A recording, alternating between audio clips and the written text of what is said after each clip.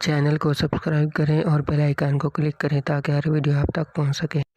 بسم اللہ الرحمن الرحیم۔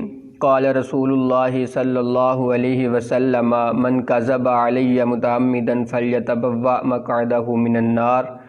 حضور علیہ السلام نے ارشاد فرمایا، جس کسی نے میرے طرف جھوٹ کو منسوب کیا تو وہ اپنا ٹھکانہ جہنم میں بنا لے۔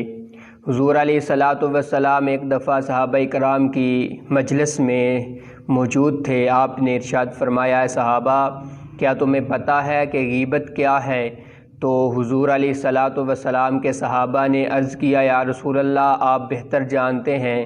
حضور علیہ السلام نے ارشاد فرمایا کہ کوئی اپنی بائی کی وہ بات کہے جو وہ اس کو ناپسند کرے تو وہ یہ غیبت ہے۔ تو صحابہ کرام نے عرض کیا، یا رسول اللہ اگر وہ بات اس میں نہ ہو؟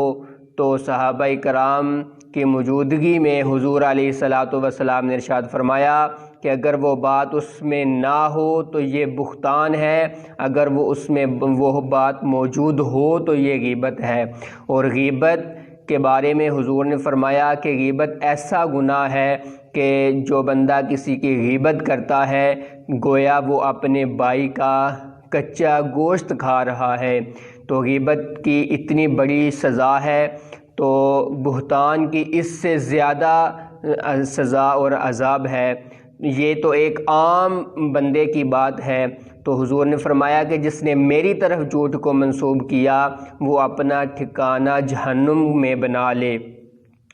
تو رمضان المبارک کی آمد ہے، تو جب رمضان المبارک کی آمد ہوتی ہے یا ربیع الاول کی آمد ہوتی ہے یا کسی اچھے دن کی شب رات اور لیلۃ القدر، اس طرح کی معراج کی رات، اس طرح کی کوئی رات آنے والی ہوتی ہے تو بعض لوگ ایک پوسٹ کرتے ہیں، ایک بات کو پھیلاتے ہیں کہ رمضان المبارک آنے والا ہے۔ تو حضور علیہ السلام نے ارشاد فرمایا کہ جو بندہ رمضان المبارک کی سب سے پہلے خبر دے تو اس پر جنت واجب ہو گئی۔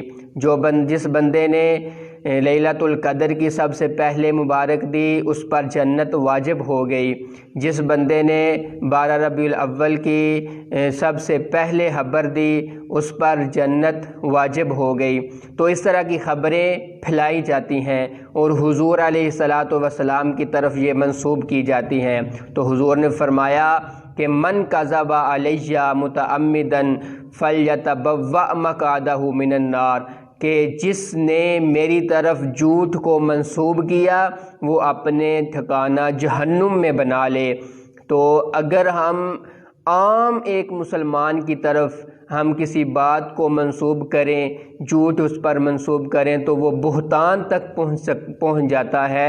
تو ہم ایسی باتیں، چھوٹی چھوٹی باتیں اور بلا تحقیق بات کو ہم پھیلاتے ہیں، تحقیق نہیں کرتے، اور تحقیق کے بغیر اس بات کو ہم پھیلا کر پورے معاشرے تک ہم لے کر جاتے ہیں، فیس بک پر، میڈیا تک ہم اس کو لے کر جاتے ہیں۔